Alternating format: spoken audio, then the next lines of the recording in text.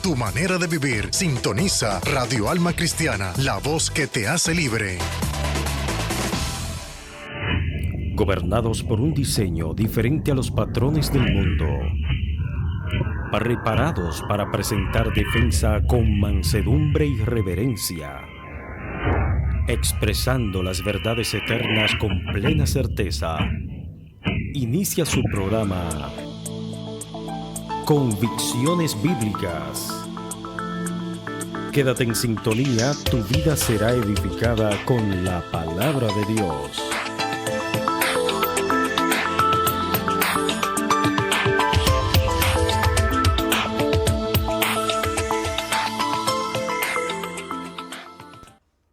Aleluya, muy buenas tardes, nuestros amados radio escucha que nos están sintonizando a esta hora. Sean todos bienvenidos a una entrega más de su espacio Convicciones Bíblicas. Hoy un servidor, José León, acompañado de Celestes Santos Coronas. Vamos a estar asistidos de Jonathan Stubb. El día de hoy vamos a estar dando continuación a lo que es el tema del Éxodo. La semana pasada tuvimos una primera parte, producido, claro está, por Celeste Santos, que nos ha estado ayudando con la producción, y también debido a una necesidad que hemos estado teniendo en lo que tiene que ver con el panel, nos está ayudando como panelista también, lo cual le agradecemos muchísimo. Hoy un tema sumamente interesante. Vamos a estar hablando del Éxodo, vamos a estar viendo a ver algunas cosas que se dan en el camino, o sea, cuando nosotros decidimos emprender, que nosotros decidimos salir, que decidimos escuchar la palabra de Dios, o sea, los pasos que damos luego de la obediencia, a ver si nosotros podemos mantener ese ritmo de obediencia a Dios. Aleluya. Como ustedes ya saben, este espacio se está transmitiendo todos los lunes y miércoles de 6 a 7 de la tarde, hora de República Dominicana y del este de los Estados Unidos. Muy buenas tardes, Celeste. Muy buenas tardes. Aleluya. Vamos a empezar rapidito leyendo el libro del Éxodo cuando Moisés va al monte del Sinaí. Empezamos en el capítulo 19. 19, verso 3 de Éxodo dice lo siguiente. Y Moisés subió a Dios y Jehová lo llamó desde el monte diciendo: Así dirás a la casa de Jacob y anunciarás a los hijos de Israel: Vosotros visteis lo que hice a los egipcios. O sea, ustedes vieron lo que yo hice con los egipcios. Y cómo os tomé sobre alas de águila y os he traído a mí. Ahora pues, si dieres oído a mi voz y guardares mi pacto, o sea, si ustedes me prestan atención atentamente y hacen exactamente lo que yo les indico el día de hoy, vosotros seréis mi especial tesoro sobre todos los pueblos, porque mía es toda la tierra, y vosotros me seréis un reino de sacerdotes, gente santa. Estas son las palabras que dirás a la casa de Israel. Interesante, porque hay otro lugar en la Biblia donde aparecen exactamente estas mismas palabras, que es en Apocalipsis capítulo 5. Cuando él dice: ustedes me serán un reino de sacerdotes y reinarán sobre toda la tierra. Entonces, esto es como un llamado que Dios hace literalmente a la santidad, pero la santidad en el sentido natural de la palabra. O sea, cuando nosotros vemos la palabra santidad, estamos hablando de algo apartado. Reservado. Algo exactamente reservado. Pero la palabra santo también significa original, porque tiene que ser algo como único. Y nosotros muchas veces cuando hablamos de santidad, principalmente en la iglesia, nosotros tendemos a ligar la santidad con actividades o con modo de vestir y ese tipo de cosas. Pero la santidad realmente tiene que ver con propósito. Cuando tú descubres el propósito tuyo en la vida, realmente tú puedes empezar a vivir una vida santa si tú al descubrir ese propósito lo empiezas a cumplir. ¿Por qué? Porque la palabra dice en el Salmo 19 que los cielos y la tierra como que alaban al Señor, cuentan su gloria. Como algo que no tiene voz, dice la Biblia que es oída su voz cuando alaban al Señor. Sencillo. Si usted analiza la función de un árbol, el árbol cumple su función. Un árbol de manzana no te da peras, te da manzana. Entonces, en eso cumple cumple la voluntad del Señor, porque hace exactamente lo que se le destinó para que haga. El propósito. Cumple exactamente el propósito que Dios quiso que cumpliera. Y entonces nosotros como cristianos estamos, no solamente nosotros como cristianos, como humanidad, estamos llamados a cumplir el propósito de Dios. Entonces, el motivo fundamental por el que Dios saca al pueblo de Israel de Egipto, independientemente de que el clamor llegó a los 430 años de ellos estar ahí, independientemente de que era ya un pacto que Dios tenía con Abraham, independientemente de todo eso, también hablábamos del tiempo, el tiempo perfecto de Dios. Y recuerdo que nos despedimos leyendo lo que era el libro de Eclesiastés en el capítulo 3, que habla del tiempo. Y bueno, era el tiempo necesario para Dios dar un ejemplo a las naciones de cómo sería una relación con Él, una relación de un pueblo completo con su Dios. Porque Abraham, que es una de las primeras personas que vemos que tiene ese tipo de relación con Dios, Dios los llamó de Ur de los Caldeos, era un pueblo pagano. Y Abraham también era pagano. Entonces Abraham es un solo que es llamado a que salga.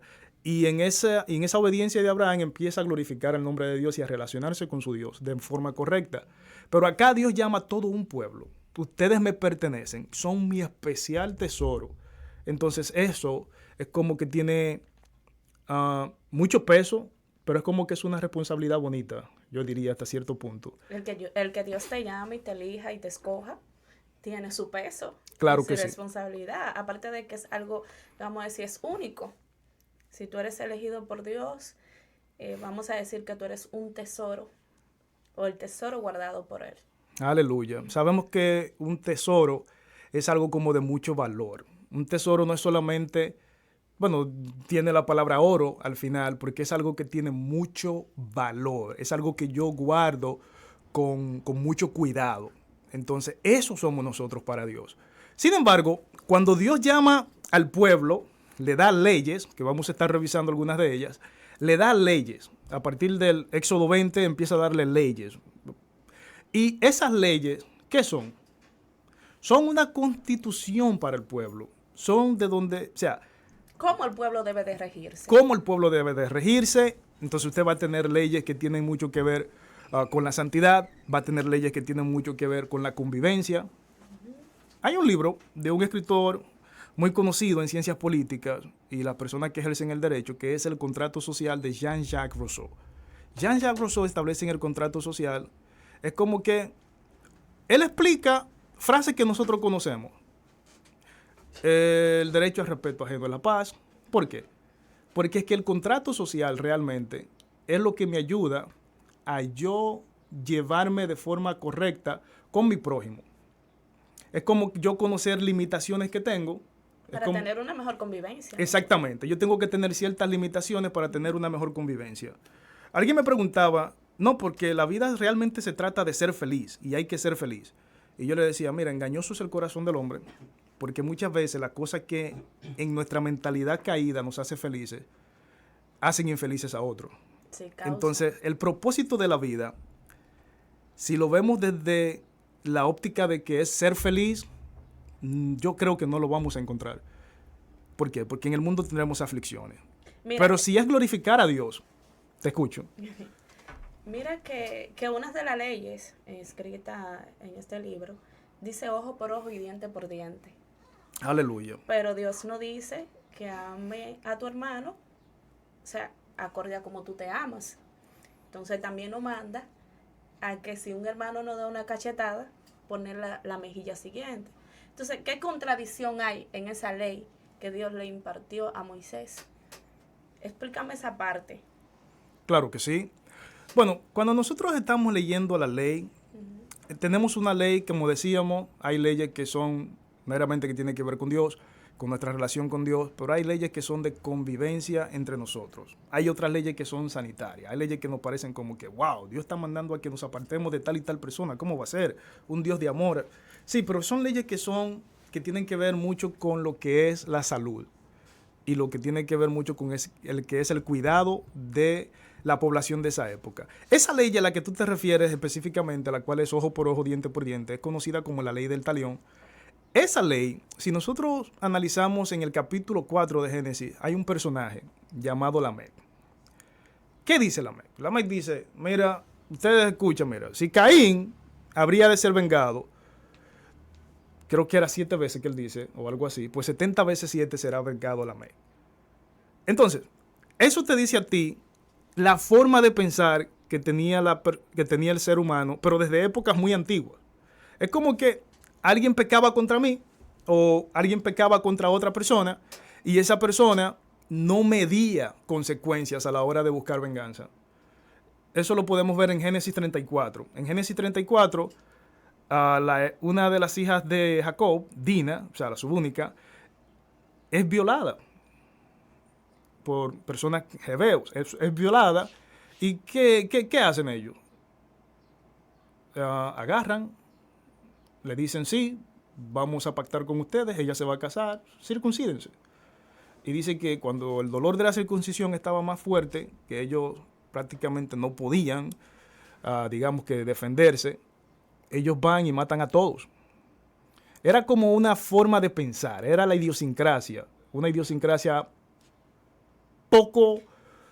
Era la manera de ellos tener justicia. Era una forma de justicia. Entonces, cuando Dios dice ojo por ojo, diente por diente, aunque se vea cruel, lo que Dios está haciendo realmente es minimizando el daño. Es como que no, mira, el alma que pecare ciertamente morirá. O sea, la persona que comete el hecho es la que debe pagar por el pecado, y no como que me vayan a destruir toda una tribu o que me vayan a destruir toda una familia porque pecó uno. Al principio hablaba de que el Señor había tenido un pacto con Abraham. Entonces, el pacto del Señor con Abraham era que a su descendiente lo iba a sacar y lo iba a llevar a la tierra prometida. ¿O cuál era el pacto? No solamente que iba a sacar a su descendiente. O sea, él le dijo, mira, yo te daré una descendencia que va a ser tan numerosa como la arena del mar. Una señal de ese pacto era de que, mira, pero ten presente de que ellos irán en cautiverio por 400 años. Estarán en tierra ajena.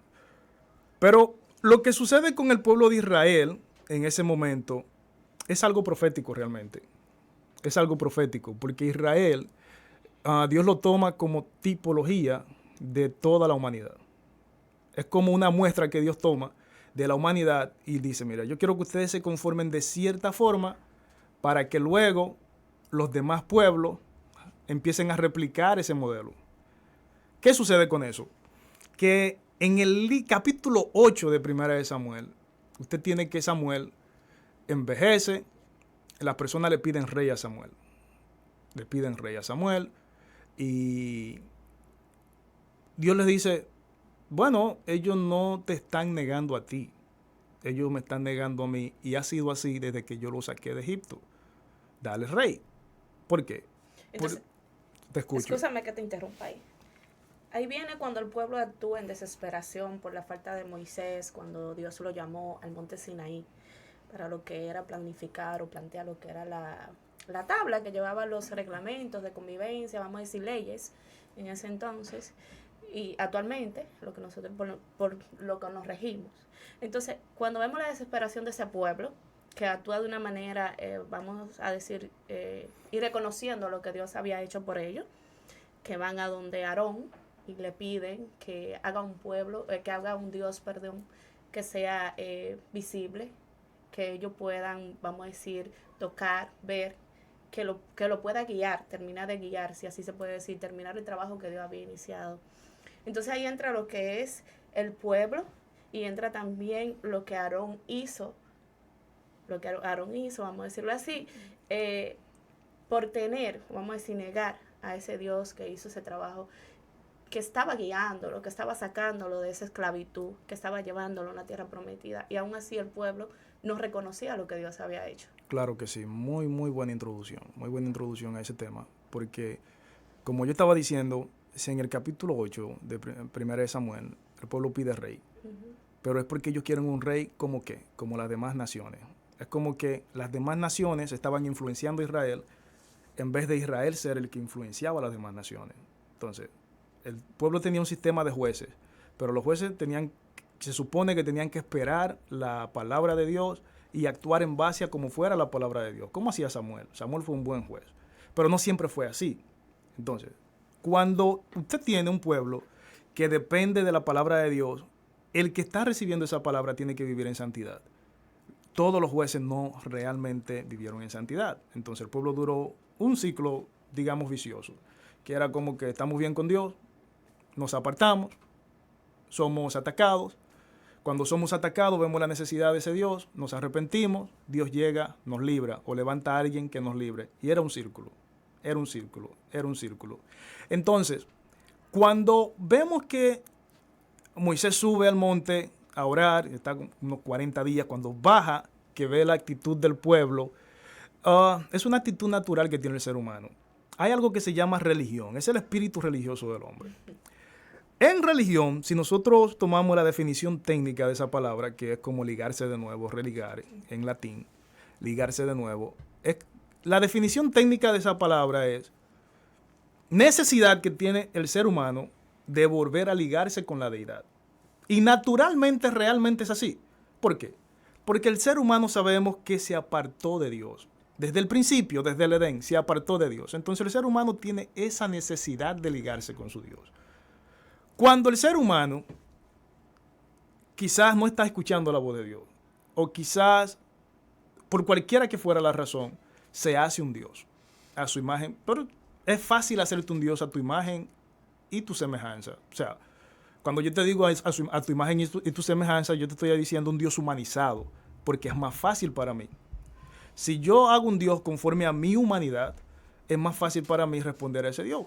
¿Por qué? Porque si ese Dios lo que quiere es que le preparen ciertos alimentos, que se le ofrezca sacrificio, ya yo lo hago y problema resuelto. Yo no tengo que rendirle más cuentas a ese Dios.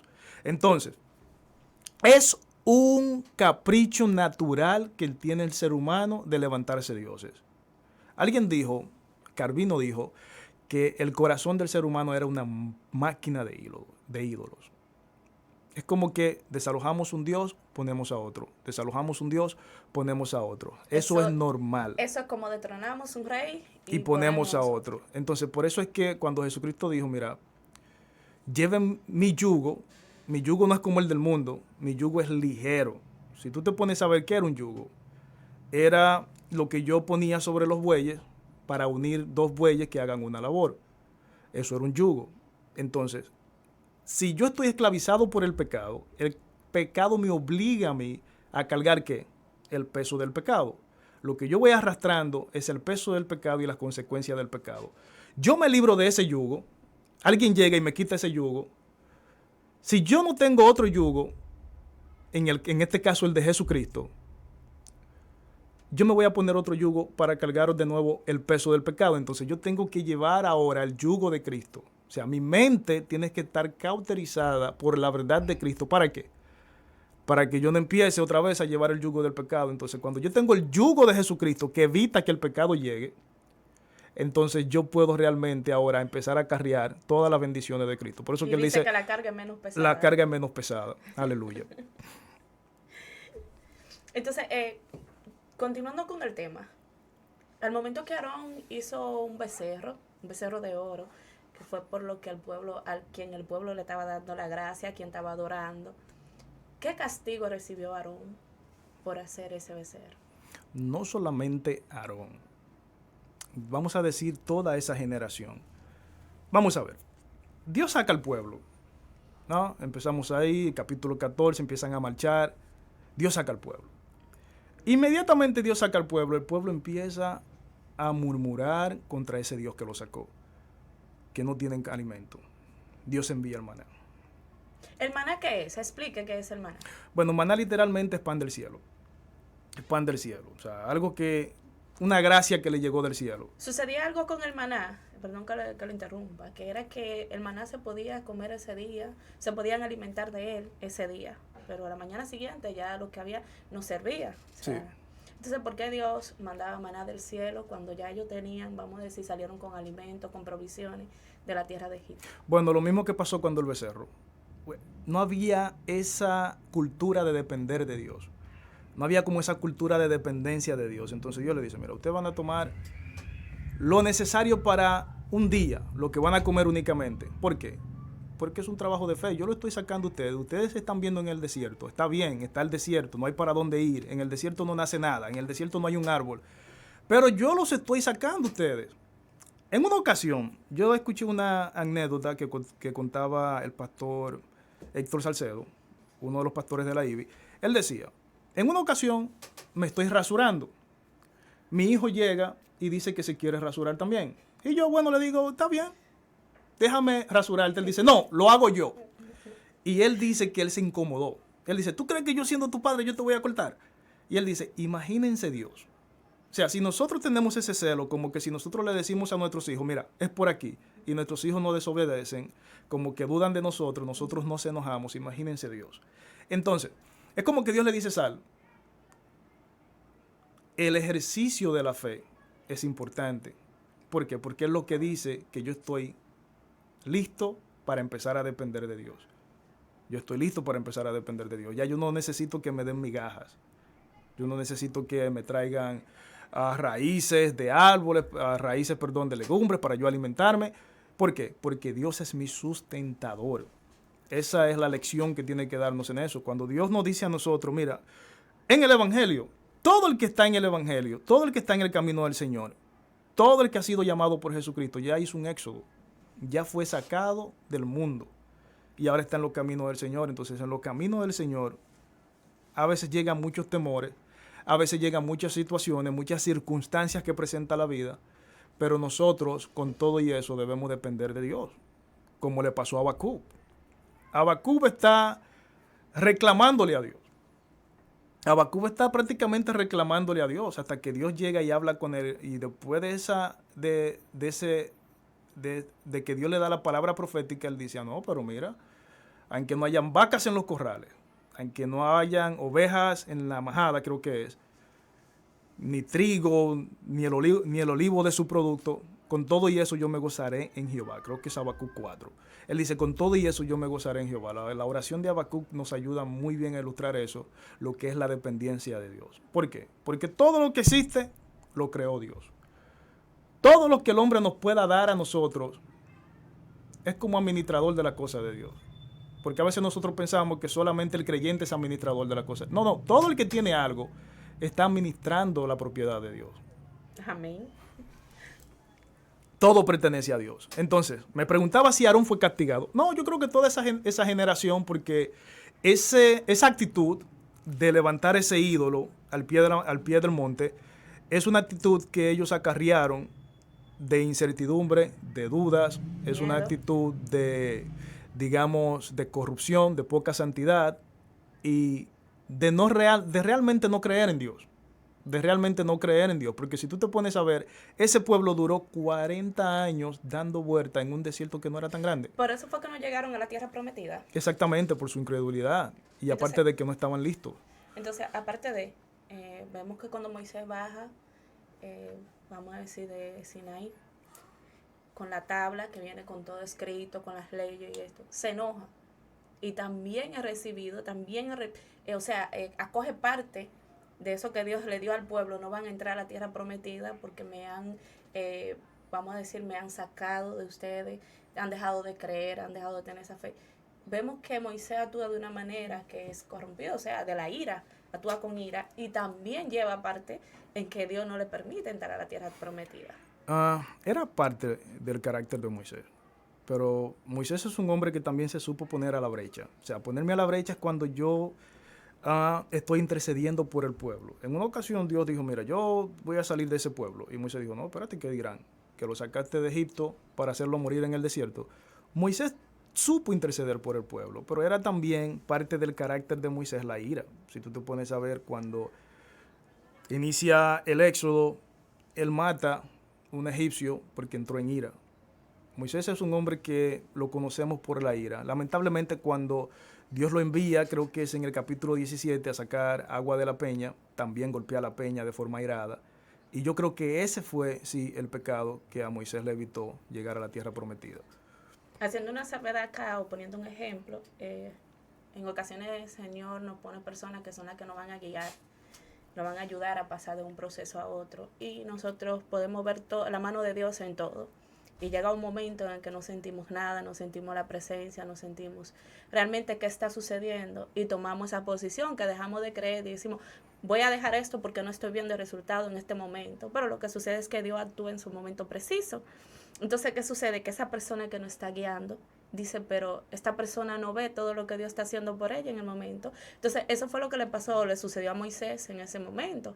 Porque el pueblo ve que todas las señales que Dios dio, cómo el faraón lo dejó salir del pueblo, cómo abrió el mar para que ellos cruzaran, vio que lo está alimentando, que le está dando luz de noche, que lo está protegiendo de día. Y aún así, en un momento que no sienten la presencia de Dios, dice, pero ¿dónde está el Señor que nos estaba guiando? ¿Dónde está el que nos está protegiendo? Entonces buscan una manera de soltar eso y decir, hasta aquí no ha dejado. Y no es así. El proceso es que cuando Dios nos está dejando sentir, es porque está trabajando. Aleluya. Y hay que dejar que en su preciso momento Él actúe. Bueno, si nosotros vemos el Salón de la Fama de la Fe, como nosotros decimos, que es el libro de Hebreos, la epístola de Hebreos, capítulo 11, nosotros podemos contrastar la fe de Abraham, porque Abraham también lo llamaron a hacer un éxodo. Sal de tu tierra y tu parentela y vete ¿a dónde? A la tierra que yo te diré. Dios no le dijo a dónde iba, ni le dio detalle de cómo iba a ser la tierra. Dios no le dijo nada y él salió. Aunque con ayuda de su padre, pero salió. Pero esta gente, Dios nos está dando aquí detalles específicos. Vimos las señales, vimos las plagas, vimos a los dioses de Egipto derrotados. Porque con esto de las lunas y los cambios lunares, y Egipto tenía un sistema de idolatría con respecto a que el cambio lunar era lo que traía la bendición, adoraban al dios de la luna porque el cambio de luna era lo que traía la prosperidad en el campo, tenían el dios del agua, tenían el dios de todo. Y Dios hiere todas esas cosas sin que esos supuestos dioses pudieran hacer absolutamente nada. Tú estás viendo eso y luego tú vienes y te haces una imagen de los mismos dioses que tú estabas adorando, que ya tuviste que Dios derrotó. Sí. Es como que el pueblo de Israel realmente ni siquiera ellos no estaban ni siquiera llamados a tener fe, porque ya eso no era fe. Eso era obrar en base a algo que tú estás viendo. O sea, la fe es la certeza de lo que se espera y convicción de lo que no se ve. Yo tengo que estar convencido de lo que yo no he visto. Yo tengo que tener una certeza de lo que yo estoy esperando. Eso es fe. En todo ámbito, no solamente en la religión, en todo ámbito. Sin embargo, el pueblo de Israel ni siquiera era tener fe, era solamente obediencia, en base a lo que ya estaban viendo. Pero aún así, su mente, aunque ellos estaban, escucha bien, aunque ellos ya estaban recorriendo el camino, su mente todavía estaba en Egipto. Tenían la mentalidad de Egipto.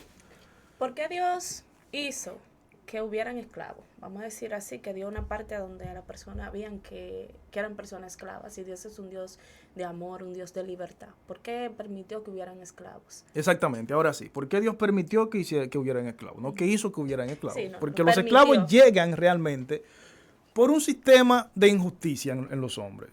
El pecado es lo que trae la esclavitud. ¿Cómo empiezan las primeras formas de esclavitud? La primera forma de esclavitud llegaban o por deuda o por guerra. Yo estaba en guerra con el pueblo tuyo, yo te vencía, yo llevaba a tus hombres como esclavos. Eso era una forma de esclavitud. Pero la guerra y todo ese tipo de cosas llegan por el pecado. Como usurero, yo te prestaba a un alto costo. Y si tú no me podías pagar, tú me pagabas con servicio. Entonces eso era una forma de esclavitud. Si analizamos, cuando Dios da las leyes que tienen que ver con la esclavitud, Dios realmente es en protección del esclavo. ¿Por qué? Porque Dios está evitando la usura para que las personas no se esclavicen.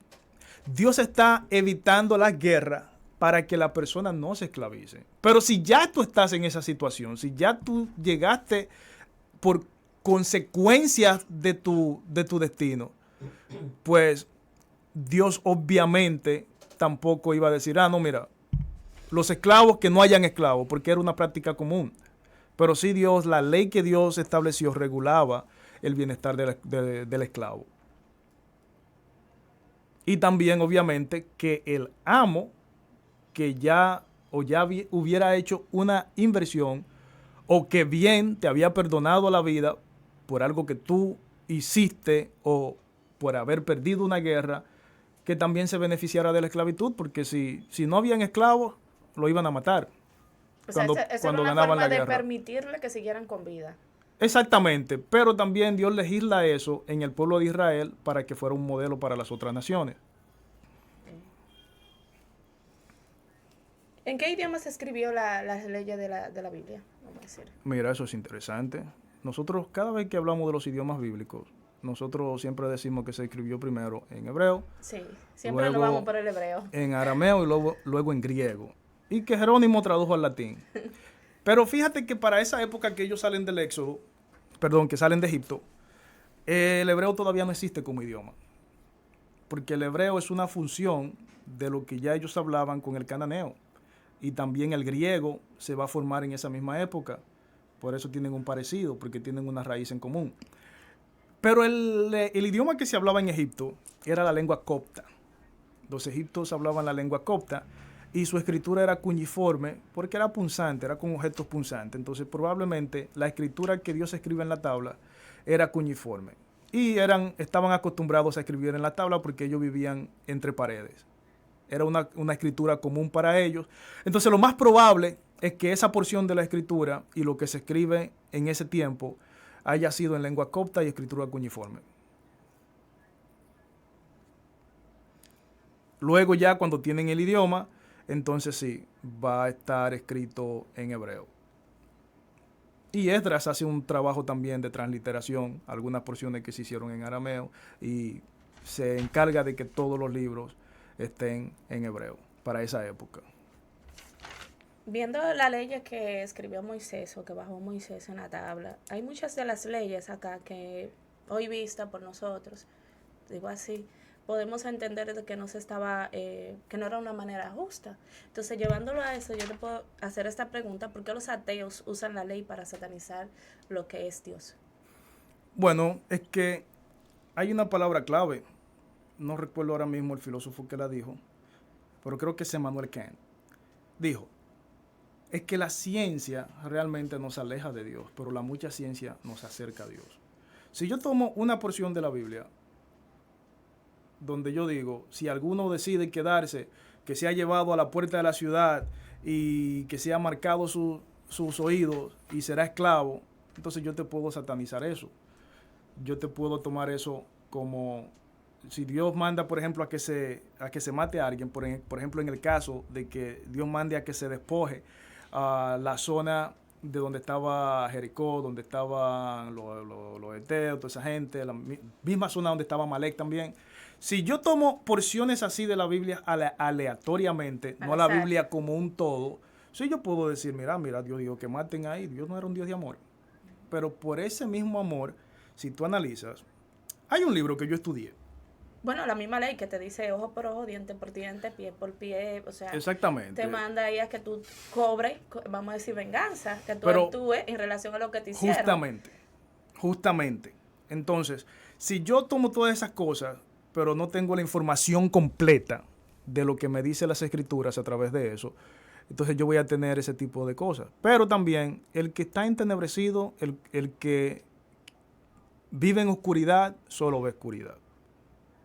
Y hay algo que es cierto, para tener una reflexión justa de la palabra, es a la luz del Espíritu Santo. O sea, si el Espíritu Santo no me ilumina realmente, yo puedo leer la Biblia toda la vida y yo realmente no voy a tener una reacción justa a lo que tiene que ver con la palabra. La Biblia no me va a impactar. O sea, me puede impactar, la Biblia es un libro vivo, o sea, me puede impactar lo que yo estoy leyendo, me pueden impactar las historias, pero si realmente yo tengo un cambio que me lleve, como decía Santiago, que me lleve a verme como que si yo me estuviera viendo en un espejo y que yo viera mi pecado y que eso provocara un arrepentimiento, eso solamente puede ser a la luz del Espíritu Santo, solamente. Y obviamente el ateo, si no está en un proceso de arrepentimiento o convencimiento de parte del Espíritu Santo, pues no tiene esa opción. lamentablemente, lo cual debiéramos orar para que sea así. ¿Por qué el pueblo necesitaba lo que era un templo? Si Dios estaba con Moisés, si estaba ahí presente con el pueblo, por qué hubo esa necesidad de crear lo que era un templo? Oh, eso es una muy buena pregunta. Eso es una muy buena pregunta. Bueno, en ese tiempo, no había como un templo como tal, sí estaba un lugar donde las personas iban, se congregaban alrededor de lo que era el tabernáculo. Pero eso era... La historia del Éxodo es una tipología de lo que habría de venir. Una tipología, puede ser filosofía, ciencia o en el diccionario. Una tipología es cuando yo tomo un evento o un acontecimiento del presente, que es el caso de que en esa época era presente, ahora lo vemos como pasado, pero una tipología del presente para apuntar a algo del futuro. Entonces, ¿qué sucede? Si tú analizas, cuando el hombre peca, el primer sacrificio que lleva a Abel lleva un cordero, un sacrificio de sangre. Y eso apuntaba también es un sacrificio profético, ¿me entiendes? De que el hombre estaba apartado y que necesitaba perdón de sus pecados. Y como la paga del pecado literalmente es muerte. La paga del pecado literalmente es muerte. Es como que, mira, la sangre que se está derramando ahí en ese momento era como para crear conciencia de que esa debiera ser mi sangre. Esa debiera ser mi sangre, pero no es así. Dios está apaciguando su ira, pero está muriendo un sustituto en mi lugar. Pero ese sustituto no tenía la calidad. No llenaba realmente. Dios le dice eso en Isaías. Cuando Isaías le dice, si el pueblo llegó un momento que cualquierizó eso. Y Dios le dice, sí, pero que ustedes me traigan un becerro engordado, ¿de qué me sirve eso a mí? Yo no como eso. O sea, eso era para hacerte ver que esa debiera ser tu sangre y que eso te moviera a ti al arrepentimiento y a depender más de Dios, a acercarte más a Dios. ¿Por qué? Porque eso también apuntaba a que iba a venir uno. Por eso cuando Jesucristo viene, se rompe el velo. Se rompe el velo y eso nos acerca a nosotros. O sea, había un velo que dividía el lugar santo y el lugar santísimo. Es como que la presencia de Dios como tal hacia nosotros estaba escondida. Entonces Jesucristo viene a reconciliar eso y viene también a hacer un cese de los sacrificios. Eso era una tipología de Jesucristo. Eso apuntaba a que la sangre de Jesucristo, a que ese templo que era Jesucristo, era lo que realmente nos iba a acercar al Padre. Y cuando Jesucristo viene, que se cumplen esas cosas, por eso es que hoy en día nosotros no hacemos esos sacrificios. Por eso es que hoy en día nosotros, aunque la Biblia dice que por familia traigan, ya sea dependiendo su capacidad, si era un palomino, si era un ternero, lo que sea, nosotros no lo hacemos. ¿Por qué? Porque ya Cristo pagó por nosotros en la cruz. Importante con el sacrificio de Cristo es que el Dios que recibió la ofensa, al Dios al que nosotros le fallamos, en todos sus atributos era perfecto, era eterno, era 3 veces santo. Y lo único que cumplía con esa característica era algo de su misma esencia, lo cual era Jesucristo. La única cosa que cumplía con eso era Jesucristo. Por eso es que se dice en la Biblia que no había nadie digno de soltar el sello, o sea, de desatar los sellos. Cuando Apocalipsis lo presenta y dice que Jesucristo sí fue encontrado digno, porque era lo único que realmente saciaba la ira de Dios y que no pudiera. En teología hay algo que se llama como es como de la naturaleza imputada. Es como que ahora Cristo nos revistió a nosotros de su santidad, pero el pecado de nosotros lo cargamos en Cristo. Y ese pecado que nosotros cargamos en Cristo es lo que hace que Isaías 53 se cumpla. Cuando Isaías dice que llevó toda nuestra dolencia, todo ese tipo de cosas, lo llevó en la cruz. Entonces, por eso nosotros dependemos de Jesucristo, por eso nosotros nos acercamos a Jesucristo y por eso es que no hay otro nombre dado a los hombres. Motivo para el cual hubiera un tabernáculo en medio de ellos. Eso era una tipología de Jesucristo. Entonces ese templo impartía lo que era que Dios le ordenaba mediante la ley que el primer hijo primogénito tenía que ser entregado a él. Bueno, el primer hijo tenía que ser entregado a él en la ley y todos los primogénitos, pero con el hijo pasaba más de que La ley se pasaba de generación en generación, de generación en generación, de generación en generación. Una forma de entregar al hijo, al primogénito, era que también el primogénito, como era prácticamente venía siendo el sacerdote de la familia, el principal de la familia, la muerte del padre, se encargaba entonces de llevar esos servicios, si se quiere decir religiosos, hacia de que se siguieran cumpliendo lo que eran los mandamientos de Dios en esa familia. Era exactamente. Era quien se encargaba de pasarlo de generación en generación y seguirlo continuando en su familia, la que él procreara. Exactamente, por eso es que es tan importante que el primogénito sea consagrado, para que no se distorsionara esa misión de seguir pasando la ley, de seguir pasando y de seguir con celo procurando de que las cosas de Dios se cumplieran. Aleluya. Si nosotros también pudiéramos, por ejemplo, tomar otra porción de las Escrituras. Por ejemplo, hay una parte de la Biblia donde Jetro ayuda a Moisés a que nombre jueces. Es en el capítulo 18. Jetro llega a Moisés y Moisés está todo el día. Aclárame a mí, ahí, ¿quién es ese personaje? Jetro es el suegro de Moisés, esposo de Séfora. El padre de la esposa de Moisés. Muchas gracias. Aclarándolo. Es el padre de la esposa, es el suegro de Moisés. Entonces era un hombre que también era muy sabio, ayudó a Moisés en muchas cosas.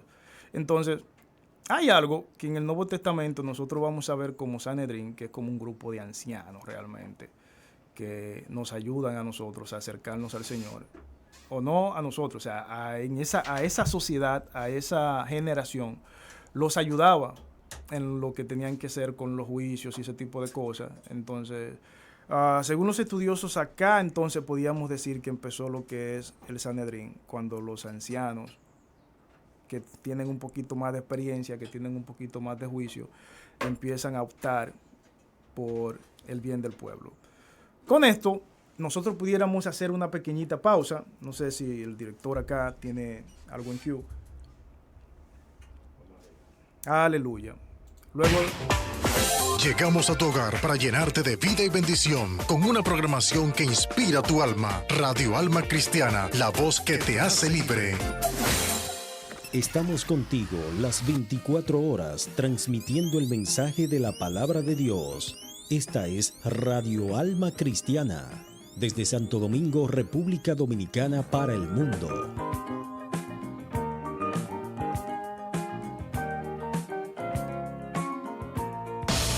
Para cambiar tu manera de vivir, sintoniza Radio Alma Cristiana, la voz que te hace libre. Estamos contigo las 24 horas transmitiendo el mensaje de la palabra de Dios. Esta es Radio Alma Cristiana, desde Santo Domingo, República Dominicana, para el mundo.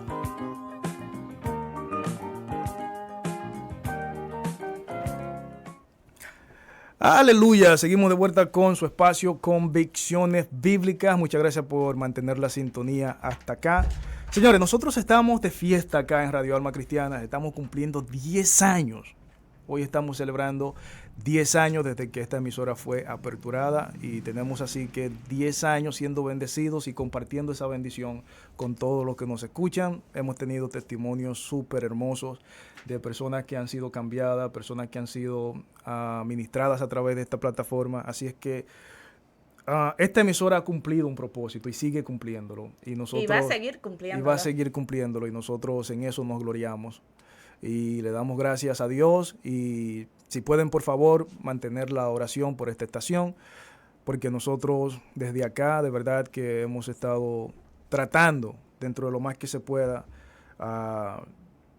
cumplir, ¿no?, con esa comisión de llevar el evangelio, pero también de cumplir el propósito de nuestra vida para este preciso momento que nosotros nos ponemos frente a estos micrófonos, que sea para nosotros glorificar al Señor. También en el estado de Pensilvania, en la zona de Delaware, nosotros tenemos ya consulado dominicano allá y nosotros tenemos a nuestro amado cónsul allá, que es Alexis, que Señor, que ha mostrado muy buena aceptación y muy buena recepción, digamos, por lo que es este espacio y por lo que es esta plataforma. Igual para los días 2 al 4 tenemos la invitación abierta para estar allá con las actividades que va a estar celebrando el consulado, así que las personas que están en la zona de Pensilvania, si todo lo que ustedes requieran que tenga que ver con documentación, cualquier tipo de cosa, se pueden acercar al consulado y allá se les va a estar asistiendo de la mejor forma posible y amable como siempre. Así que lo vamos a dejar con unos consejitos de nuestro cónsul allá presente. Espero lo disfruten. Hola, te habla Alexis Enríquez, cónsul general dominicano en Filadelfia.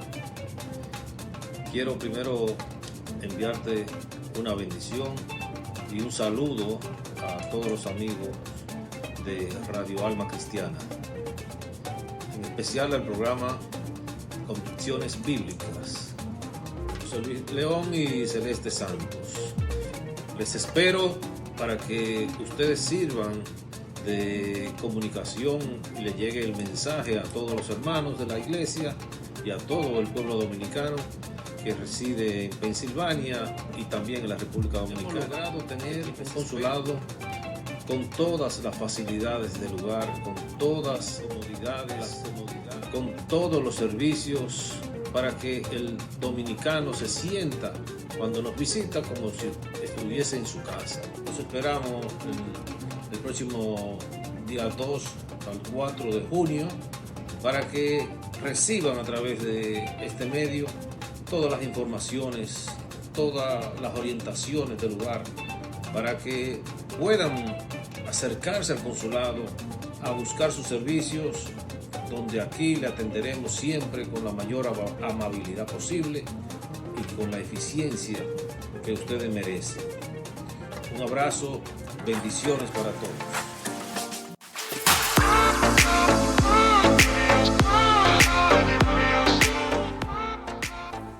Aleluya. Bueno, estamos después de vuelta con el espacio de Convicciones Bíblicas. Muchas gracias a nuestro amado cónsul Alexis Enríquez allá en la zona de Filadelfia, Pensilvania, el estado de Pensilvania y Delaware.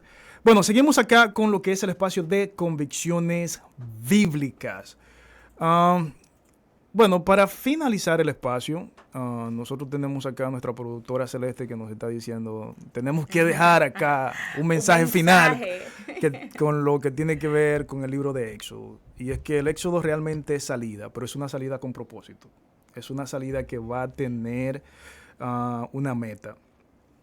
¿Sabe que Hebreos 12 nos da a nosotros que, puesto los ojos en Jesús, el autor y consumador de la fe? O sea, si ya nosotros salimos porque hubo un autor, hubo una persona que hizo el llamado, entonces él también va a ser el consumador de esa fe. Él también la va a llevar a buenos términos.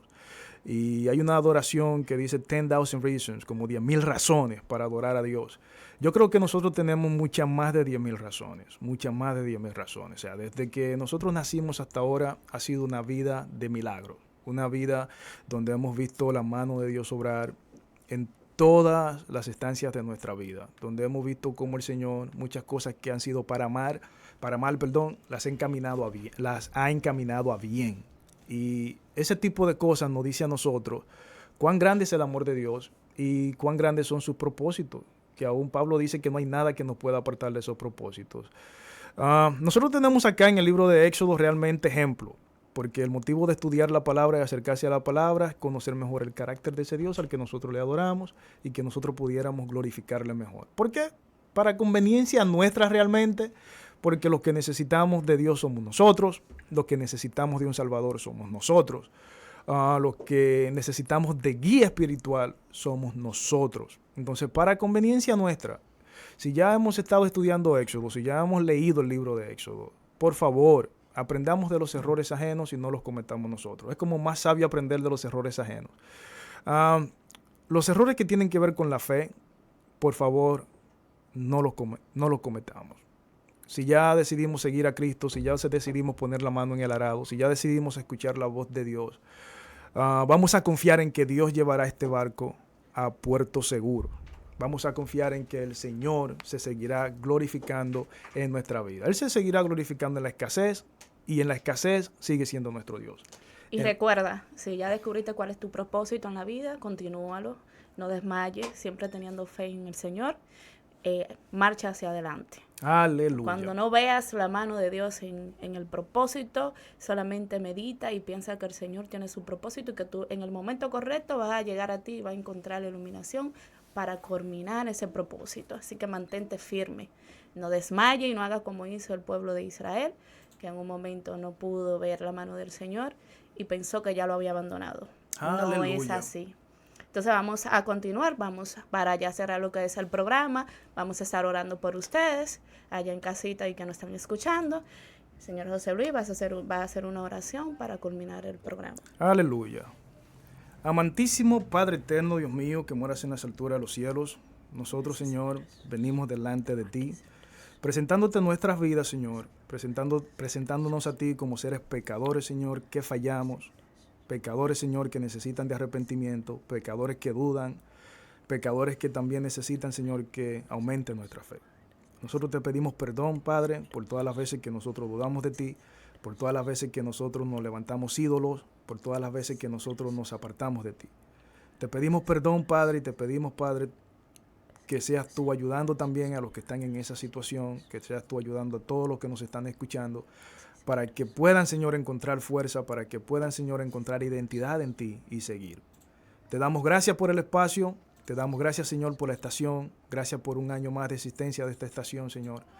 Nosotros te damos gracias por todas las bendiciones recibidas, pero también te damos gracias, Señor, porque el proceso ha sido dulce, porque el proceso, Señor, ha sido para crecimiento.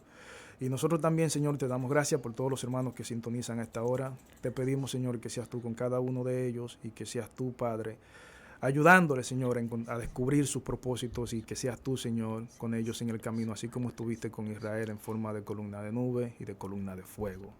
Glorifícate en sus vidas para tu gloria. Amén. Amén. Llegamos a tu hogar para llenarte de vida y bendición con una programación que inspira tu alma. Radio